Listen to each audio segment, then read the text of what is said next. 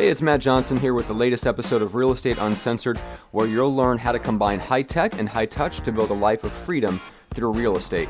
And a couple of housekeeping items first before we get to our special interview. This is going to be a little bit different of an episode. It's not a live Google Hangout. This is actually a conversation that was recorded with a gentleman named John Rohrig, who is a veteran door knocker down in the San Diego area, and I can't wait to share that interview with you. Before we get to that, if you haven't already, make sure to subscribe to the podcast on iTunes, or if you prefer on Stitcher. Either one of them work great, and you can also binge on past episodes of Real Estate Uncensored on our website, McDanielRealEstateSystems.com. And with that, let's get into the interview. This is a mastermind on door knocking with special guest John Rohrig of Keller Williams, Carmel Valley, Del Mar. So just to start off with, why don't we have you just give people a brief idea of your background in the business and what you did in terms of like transactions and volume last year. Okay, going on 27 years in business. We do about just a shade under 20 million in volume. That's pretty steady. That's how it's been the last 3 or 4 years. It looks like we'll get closer to the 30 million mark this year. But it's just kind of how the business is. It's stable. Mm-hmm.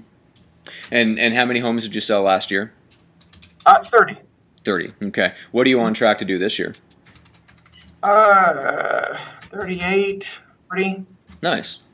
Somewhere in that neighborhood. So you moved down from Orange County, probably, what was it, 15 years ago that you've been in the 99. San Diego area?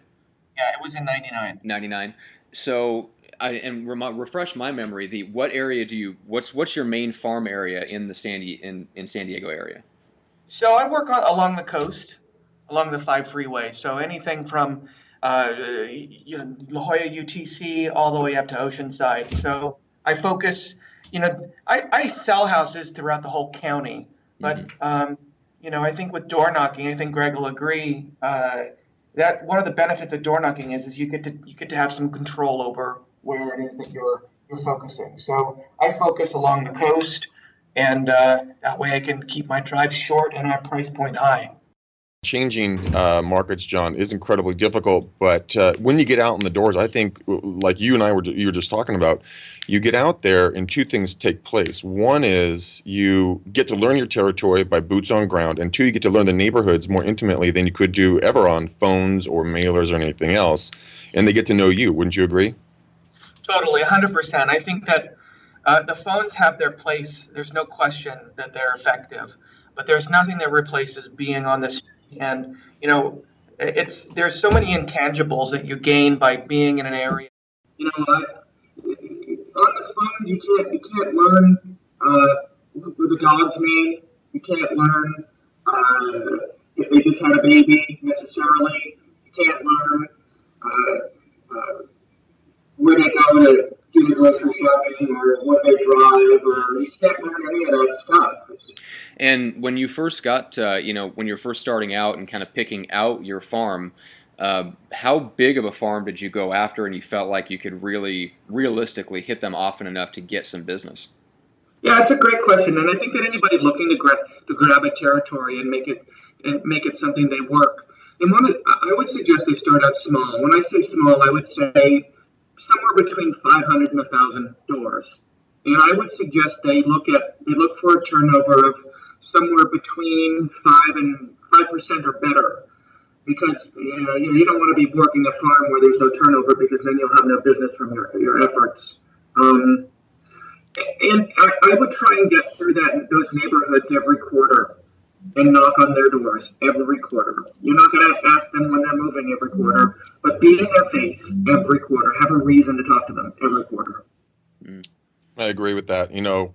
We do, John, what we do up here in Northern California, we have a young gentleman who joined our team. We're working in partnership with us, and we're helping him pick out farm areas. And we're looking, in our area, we have about, if you can go 3.5% to 4% and up in turnover rates, that's not bad for our area. But I agree with you, can get 5 or more, that's fantastic. And we actually try to go back a little bit more regularly. and try to go there about once every, if we can do once a month, that's great, or once every other month, bringing a market update. Is that something you bring as well? Do you bring a market update along with something that's quote unquote sticky, so that stays in their hands? I never did that. I mean, I always give them something, because if they're not home, I want to leave something, and if they're home, I want to give them something. But I never, my problem is that I would get stuck figuring out what the best thing to give them would be. So I would wait until my stuff was ready to get going. And so I made a decision personally to just make sure that never got in the way of my getting on the street. And so, even just a throwaway is enough for me to hand them with my name on it and maybe information that may be relevant to them. So I never handed. I know that you can go down that tunnel, and some of it's very smart. I know I even had a friend early on that handed out salt, because you could actually plaster your name across a thing of Morton salt, and how long does that stay in your cupboard? It's forever. That name is in that house forever. So I don't know how much stickier you could get with that. So I don't think it's a bad idea. It's just not what I did. Interesting. And by the way, I think it's market sensitive. I didn't have to. The guy who had market share in the neighborhood I started in to begin with, all he did was have a worker handing out full color flyers every month. That's all he did. And so all I had to do was something that made me that bound me more to the people that lived in the neighborhood than he was doing, and that was super easy. Within a year, I owned that neighborhood. You are 100% right, John. It is totally market sensitive, and anyone who's listening to this, they're probably thinking about something that they could do in their marketplace or what they don't need to do in their marketplace. We found in our area what people really, really react well to. We've gone down to local restaurants, and we've partnered with them about giving us a coupon. So we have a Forbes Mill Steakhouse up here, and they gave us a $25 gift certificate. So we just hand those out like candy when we're on the doors, and then people write us in and thanking us for giving that to them, because some of the people up here are a little bit more competitive when it comes to handing things out, and we found that to be incredibly easy for us, and we never had to pay for the coupon. We just paid for 38 cents to make the coupon, and the restaurant honored the $25. Very, very effective here. Yeah, I think that's brilliant. I think you have to just edge out everybody else that could be after your clients, and I think that everyone, people are always told that door knocking is a viable way to get business, but the people who start, the people who stay with it is a whole other conversation. So in fact, I felt that on doors. Usually when you hit the door the first time, they're annoyed by you because they think you're some real estate agent cutting their teeth, and that they'll never see you again. And so by the third or fourth time, they're going to start. In my experience, they start to warm up, and you start to get connected to them because they realize you're not going anywhere. It's so true. Which is great to them. Well, and that brings up another question, John. Like, if you're talking about getting to that third and fourth time that you're seeing them, for them to really warm up to you, what's your prospecting schedule, and how many hours a week would you devote to that to make sure that you hit that house every single quarter? Yeah, it's a good question. My answer always is my schedule. I make my prospecting door knocks in the morning, only because at this time, usually between 8:45 and 10:30 or so, there is a better time, and I call it happy hour. That's between 5 and 6:30 in the evening. But the chances for me of getting back there with a family and a busy life are slim to none. So I gotta focus and make my knocks when I know I'm gonna make them, not when I'm gonna try and make them, because it's just not gonna happen. So my answer is I do it in the morning and I get it done.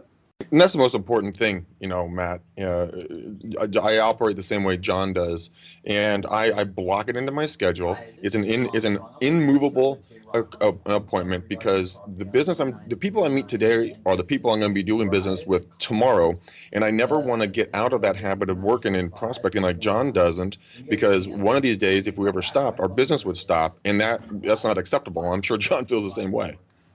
Yeah, I think that you could.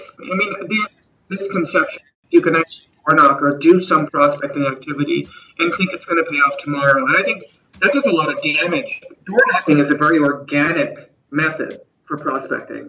It's Hmm. slow. It takes a long time, but it gives you a great deal of control. So, usually I'm always listening for the lead that's happening right now, but more often than not, it's 6, 12, 18, 24, 36 months out. Oh And yeah. so you got to have that mentality, like you're going to own it and you're going to stay the course, or it won't pan out. You have to have patience. You bring up a funny point. We just closed a deal that we door knocked on 25 years ago. So if you want to talk about going the long haul, I mean, sometimes they take that long. But if you're in the business for, like you're saying, John, if you're not going to be the guy that's fly by night, here and gone, then it's the way you need to grow your business because it is sustainable, and that's the biggest part about it. Yeah, I think that anyone who's thinking about door knocking should actually look at two results they're trying to establish. I think Greg kind of started to approach this in what he was saying. You got to look for business, but you got to look for relationships. You got to look for people who will actually say, you know what, I would consider you if and when I ever did something, because those people become your sphere of influence. So if you have two focuses every time you're out there, look, I'm going to look for leads, definitely. I'm going to learn that. I'm going to get to know people, but I'm also going to make sure that every day I can get out there and I can find 2 people or 4 people that say, yeah, you know what, I would do business with you if and when I needed something. And here's my information. Yes, you can earn my business. Man, if you can look at it that way, you'll hit a home run, and it'll happen much faster than if you're just hitting doors repeatedly over and over. Yeah, and that's can you cover a little bit about what your scripting is? Like, how are you asking and phrasing that question when you're Sure. actually in front of somebody? That'd be great. No problem. So, Matt, do you have anybody that you normally use when you buy or sell real estate? No, no, I don't. You don't. Okay. Well, would you be open to my earning that business, whatever it is? Yeah, of course. Okay, great. I have your name obviously and know where you live. What's your phone number? Oh, it's well, okay. It's 402-555-5555. Okay. And email? MattJohnson@gmail.com. Okay, great. So, Matt, I'm looking forward to earning your business and being a resource for real estate. And I don't take it lightly that you gave me the opportunity to earn that business. I know you're not doing anything now, but I'm going to be in this business a long time, and I don't take it lightly that you give me permission to do that. Yeah, Thank of you. course. That's it. Cool. And unfortunately for the people that can't see this, if you're listening to it, the audio here, John, that's something you pointed out before. You don't make eye contact when you're asking for somebody's contact info. Now, what's the psychology behind that? Well, if they're going to look in your eyes, and if you're looking at them, you're actually wondering if they're going to do it or not. If you look down, because I carry a notepad and a pen, and I look down at the pad and I get my pen out and I put the pen to the paper as though they're about to give it to me. So that's a command. I don't ask them if I can have their phone number. I ask them to give me their phone number. So, and then I don't look up until I have their phone number and their email. Mm-hmm.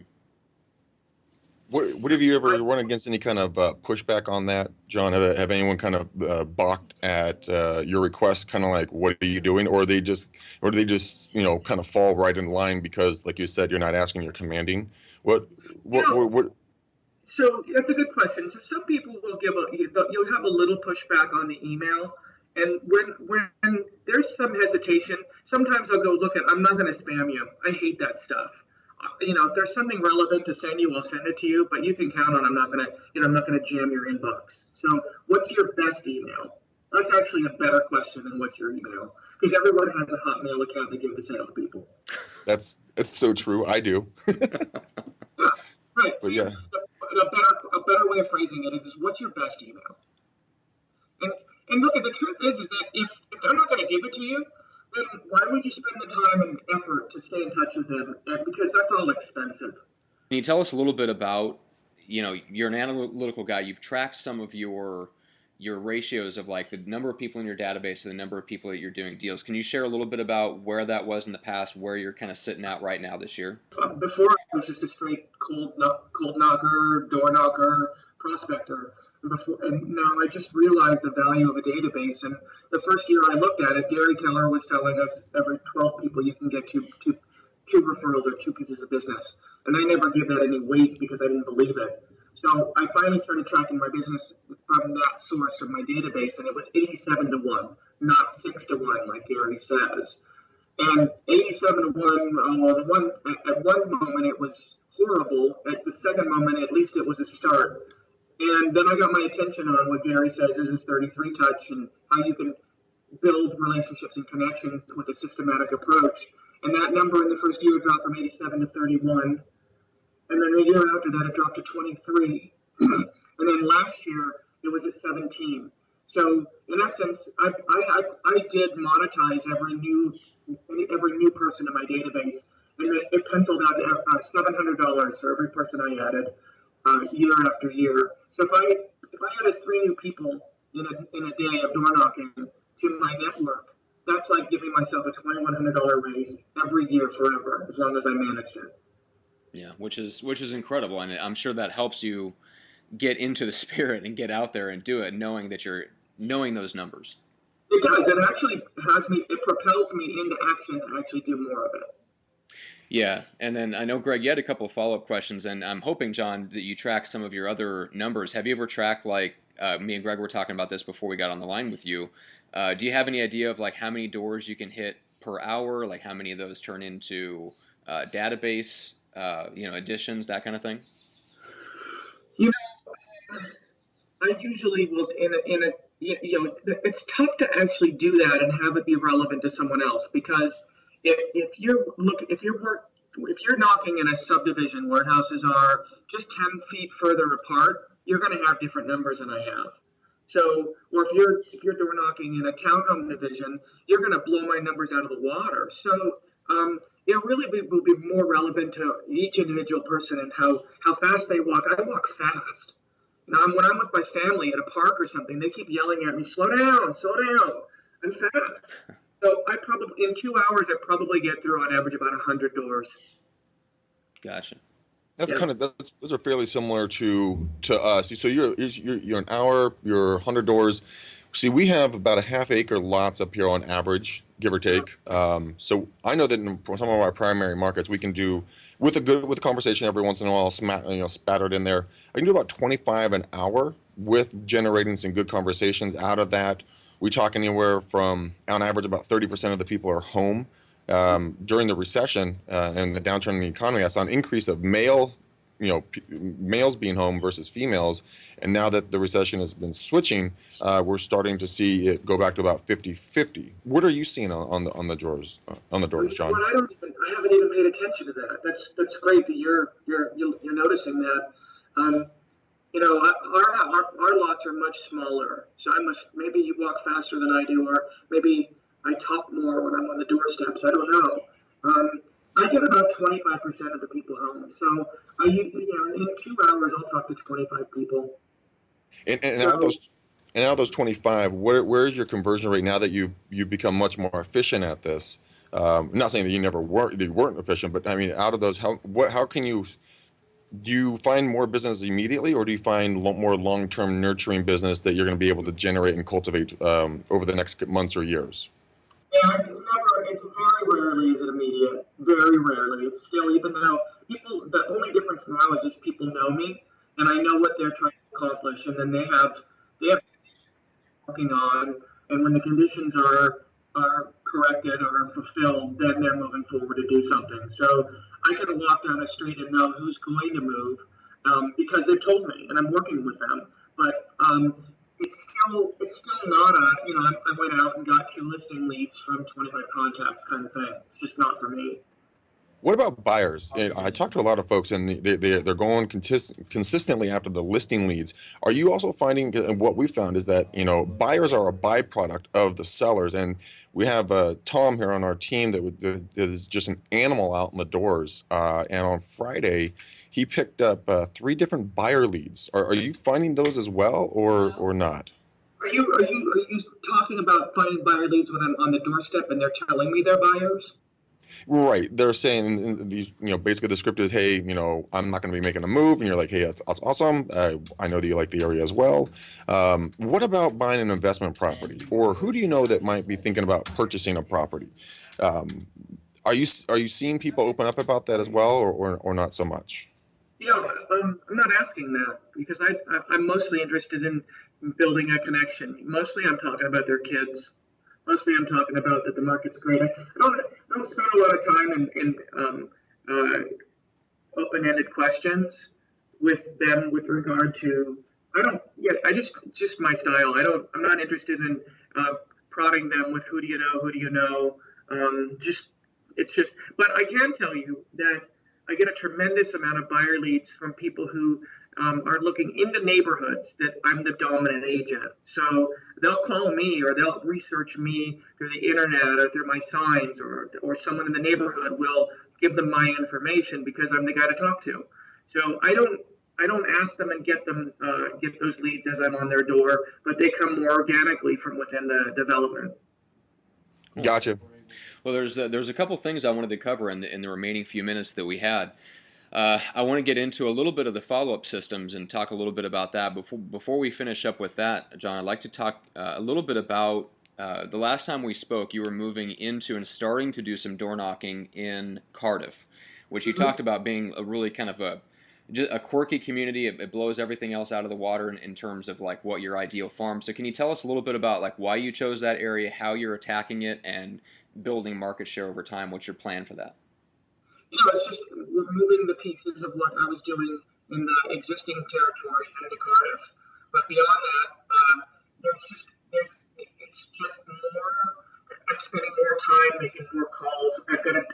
I'm paying for data so I can reach more people. They're just more challenging to get to, and so we have some really exciting properties coming to market as a result of what we've been doing. But it's just the same of what we've been doing in our markets to begin with. It's just more complex, just more challenging to get to these people. So all we've been doing is just building that network of people from our efforts, and then adding to it with the information we buy and the phone calls we make because people are more elusive here. Okay. Now, I know one thing that really works well for Greg and his team, especially when they do have an exciting property come on the market, is just listed calls. And then, of course, if it sells at or above asking price, they do a ton of just sold calls. Have you ever done that? Do you find success with that? I knock that. I knock those. Yes. Yeah, definitely. That's a great reason to get back on the street and then to make sure you put something in someone's hands saying, hey, I just did something. I just, yeah, absolutely. In fact, in Cardiff, the market's been jumping.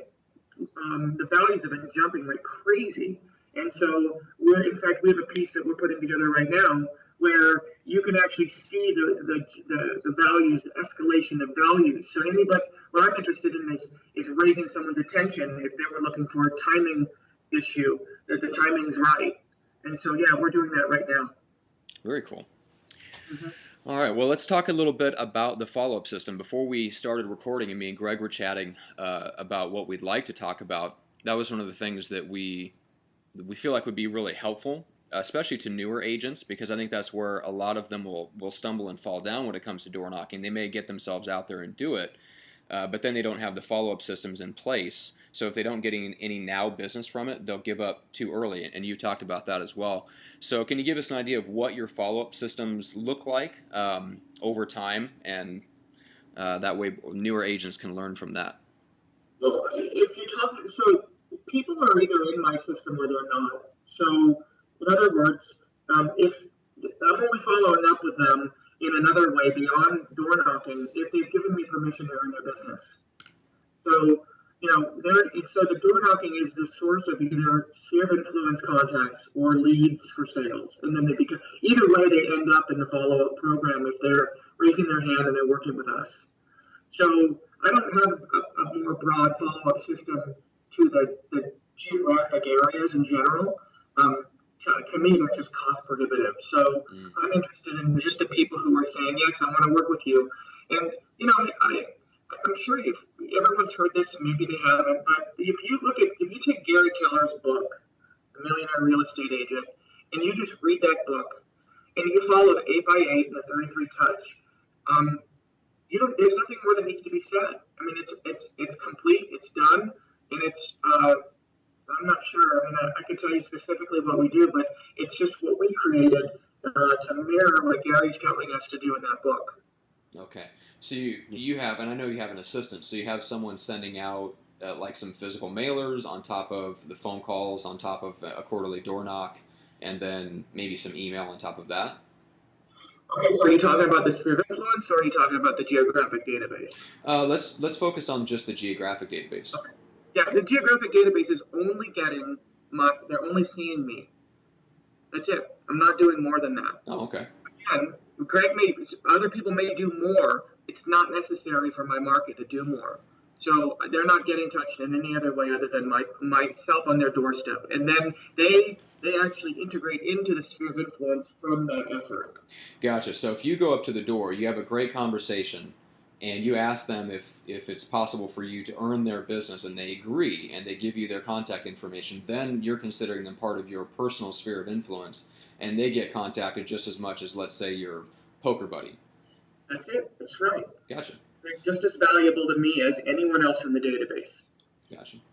Now, Greg, what are you seeing work for you guys? Because I know you have done kind of the same thing and modeled those same systems. Yeah, we are huge proponents of 8x8, 33 touch, 12 direct. I mean, I pretty much have those things memorized. I think it's on page 146 in The Millionaire Real Estate Agent. Honestly, I really studied this stuff. But I think it's incredibly valuable, but you have to be persistent and consistent with it. It can't just be, well, I'm going to try it, and if it doesn't work in a month or two, I'm going to stop. You have to continue to move forward on it, but John's 100% right. It is costly. I'm not going to lie to you. But if you stay in front of them and you stay interesting, you stay top of mind, but yet professional and relevant, we've seen good interactions and good reactions from the folks that we are mailing out to. But we also throw in their pop buys. If anyone doesn't know what a pop buy is, it's literally when you just stop by someone's house and say, hey, I was in the neighborhood, I was thinking about you, wanted to stop and see how life is. We throw those in, we throw handwritten letters in, we throw a lot of other things in there, but we use a company called CoreFact. It's a mail house here in Northern Cal, but they do it all over the country. The cool thing about them is that we can track and see who is coming back to their site and getting a valuation on their site. So we have another reason to do a pop-by or do a call or do an email so that we can then keep tracking. And I know, like John, we track everything we can possibly get our hands on, because if you can't track it, you can't monetize it. That's what our past experience, at least. I don't spend a lot of money. I should probably spend more on marketing. In fact, we're probably going in that direction. But last year per person in my database, my 8x8 my 33 touch cost me $9.17 per person. So yeah. It's not. So I'm trading $9.17 for $700. All day long. All day long. So, but we're now asking ourselves the question: well, what if we spent $20? Would that 700 become 2,000? So we're definitely going in that direction to see, but we're going to hold everything accountable so that we're not just throwing money out the door, because that doesn't feel good either. Yeah. No, that's like burning it, and that does nothing, because we work so dang hard for this cash. Let's quantify it and see where it's coming from. Either perfect or eliminate anything that's not really performing. Yeah, that's right. Very cool. Well, guys, I think that pretty much covers exactly what we wanted to make sure that we hit for the listeners. John, was there anything that you'd like to add, especially for someone that has maybe never done door knocking, is thinking about picking out a farm area and kind of knocking their farm? No, I just think that they have to be big picture about it. They have to, door knocking is not a source of now business. It can be, but you can't look at it that way. So if they're going to do something, they have to come up with a 12 or 18-month plan that includes what percentage of market share they're after. They have to know what the market, what the turnover ratio is to have that percentage. They just have to drill down and be smart, and then they got to stay the course. It's so awesome to meet and hang out and chat with a fellow avid door knocker. We're rare and far few between, but once you find them, you're that kindred spirits. So it's so much fun chatting with you today, John. Yeah, I wouldn't be anywhere else but on the street. I love walking around and being outside. So that's the thing they're not present to that if they don't do it. So I don't want to be in an office. I'd rather be outside. I couldn't agree with you more. I always tell people, I'm like, give me a couple of reasons why you wouldn't door knock. Let me break it down for you. You're getting a tan. You're outside. You're in the sun. You're losing a few of those extra pesky pounds, and you're meeting people and you're cultivating relationships. Tell me how this is not good when everyone else is stuck in a cubicle under fluorescent lights, dying, and you're out in the sun. I mean, people just don't, like you said, they don't think about it. Yeah, I agree. Well, cool. Well, John, just thanks so much. I really appreciate you doing this. Hopefully people get a lot of value out of it. Awesome. Yeah. On the show. Yeah. Awesome. Thanks so much, John. I appreciate it. All right, guys. Thanks so much. I hope you got a lot of value out of that conversation. There was a ton of stuff in there from John and from Greg as well. So make sure to go back, listen to the parts, and re-listen to what John said about really focusing on his database, developing relationships with people. He's got that ratio down to where he's getting a deal out of every 13 people that he adds into his database, and he knows that they're going to add $700 to his income forever for as long as he's in the business, for every person he adds into his database. So I hope you really keyed in on that. For more information on door knocking, go to McDanielRealEstateSystems.com. You can see all the back episodes for Real Estate Uncensored, especially the one on door knocking plus community videos. That is a really fantastic combination of high tech and high touch that we recommend to a lot of the agents that we work with and know in the business. So other than that, make sure that after this, if you haven't already, subscribe to the podcast on iTunes, or if you prefer, on Stitcher. And then you can also watch like I said, the live video episodes are all on our website, McDanielRealEstateSystems.com. Thanks so much, guys. We hope you enjoyed the interview, and there's some more great interviews to come, so we'll see you soon.